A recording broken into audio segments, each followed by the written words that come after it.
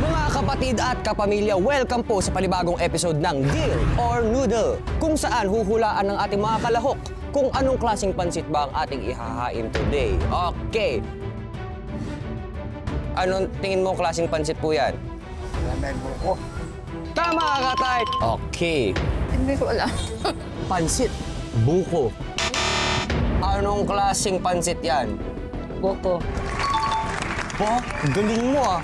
Hanggang sa susunod, ito po ang Deal or Noodle.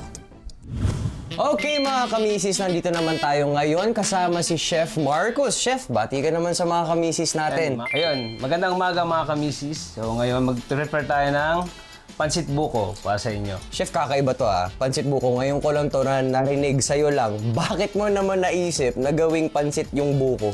Ayun, para mas healthy rin yung ano natin, yung pagkain. Para less carbs lang din. Tapos kakaiba rin sa mga kamisis natin. Make sure na present ang 300 grams ng laman ng buko, kalahating kilo ng hipon, 10 grams ng bawang, 4 grams ng chicken cubes, 1/8 kutsarita ng dried oregano, asin at paminta.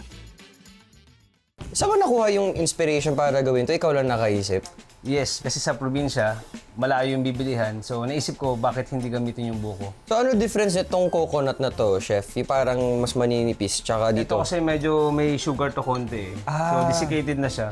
Okay. So ito-toast lang natin siya mamaya para mas lumabas yung flavor niya. Ano yung magiging lasa nitong dish na to? Siyempre, pag sinabi mong buko, isipin mo matamis, panghimagas eh.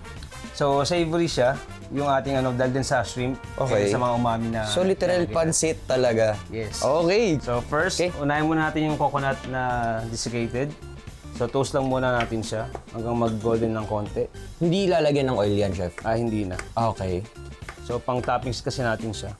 Ayan, mga kamisis, alam nyo, ang buko ay isa sa pinagmamalaki po ng Quezon dahil nandito po ang isa sa pinakamalalaking bukuhan sa buong Pilipinas. At Chef, pare, bibili ka ng isang buko. Nasa magkano kaya yun? Nasa around 50 to 60 pesos. So pwede na to. Bilis Set lang na ah. natin siya. Turn yan, add tayo ng oil sa pan. Add tayong garlic. So brown lang natin siya ng konti. Then add na natin yung ating shrimp. Chef, kung sakali wala tayong shrimp, ano pwedeng pamalit? Chicken. Chicken. Yung mga leftover natin chicken. Okay. Oh, at least yun, Para mas tipid. nakakatipid tayo. And add tayo ng cubes. Ang half lang. Chicken cube. Tapos add na natin yung ating Noodles. buko meat. Chef, ano yung kitchen diskarte mo naman sa pagpili ng buko? Ayun, sa pagpili ng buko, kailangan natin alugin siya. Alugin? Kailangan marami yung tubig, tapos Okay. hindi siya maitim. Okay. Walang molds yung ating buko. Fresh pa yung buko na yun. Oh, okay. So, add tayo ng oregano or basil. So, optional lang naman siya. Pang-add lang ng flavor and umami. Paminta. And salt. Chef, paano mo malalaman pag luto na yung buko? Mga 2 minutes lang, luto na siya. Pero, ang kailangan kasi natin, maano yung flavor lahat sa buko mismo. Okay, now, titikim na tayo. So, yung texture niya mga kamisis, parang buko pa rin. Yung pagkakinagat mo, medyo matigas pa rin siya. Pero yung lasa niya, lasang pansit. Ang galing.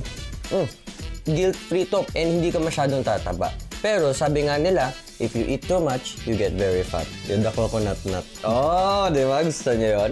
Kaya naman, ate ko ring, ate Lai, papatikim ko na sa inyo ha.